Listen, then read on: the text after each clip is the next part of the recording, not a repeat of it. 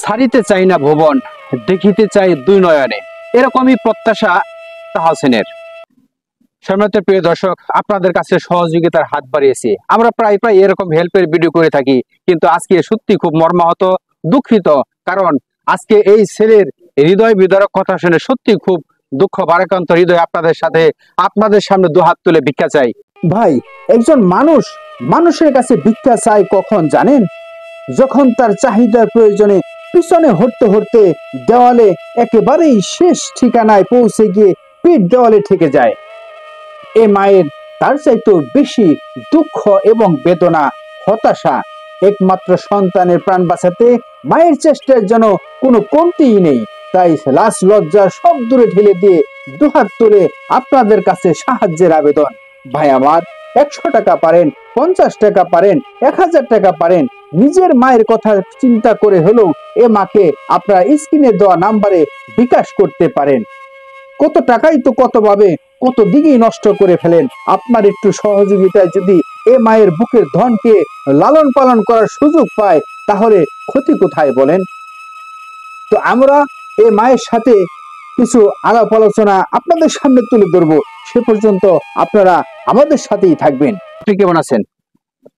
ভালো আছি। কি হয়েছে আপনার ছেলের, একটু বলেন তো বিস্তারিত।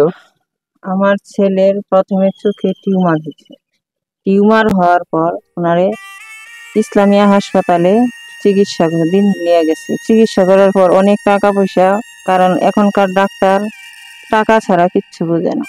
সেই এক বেলা টাকা পরীক্ষা নিরীক্ষা করার পরে 51,000 টাকা আমাদের কাছ থেকে নিয়ে গেছে।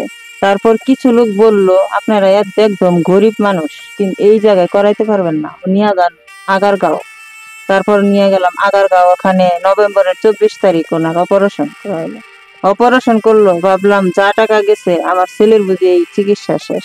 ওখান থেকে যখন চোখটা উড়ায় অন্য ন্যাশনাল ইন্টারন্যাশনাল হাসপাতালে দিল, তখন ছেলেটার ওই চোখে ধরা পড়লো যে টিউমার থেকে চোখে ক্যান্সার হয়ে গেছে।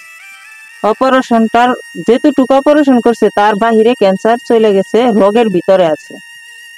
তারপর আমাদের ওখান থেকে রেফার করে দিল মহাখালী ক্যান্সার হাসপাতাল।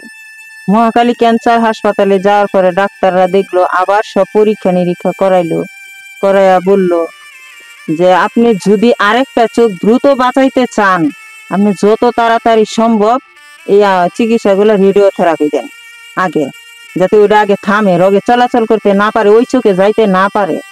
কিন্তু রেডিওথেরাপি দিতে অনেক টাকা লাগে। ওই জায়গায় মেশিন ছিল, অনেক চেষ্টা করে কিছু টাকা জমা দিয়া শুরু করছি মহাখালী। একটা দেওয়ার পরে মানে আমার ভাগ্য এত খারাপ, মেশিন নষ্ট হয়ে গেল। নষ্ট হয়ে যাওয়ার পরে আমি অনেক জায়গায় গেলাম, সব জায়গায় টাকা চাই, 1 লাখ, 1.5 লাখ, 2 লাখ। আমার স্বার্থ না, সম্ভব না, কারো কাছ থেকে আমি একটা টাকাও বুঝুগারও করতে পারলাম না। কোনো জায়গায় সাহায্য পেলাম না। অনেক জায়গায় সাহায্য চেয়েছি, অনেক জায়গায়, যেখানে যেখানে মানুষ কয় যে এই সমিতির গেলে, ওই সমবায়ে গেলে, এই জায়গায় ওই জায়গায় যান, গেলে পাইবেন। কোনো জায়গায় আমি পাই না। এক জায়গায় মাত্র 1500 টাকা পাইছিলাম, কিন্তু 1500 টাকা পাইছি, ওই টাকা বাচ্চার ওষুধই কিনা হয় না।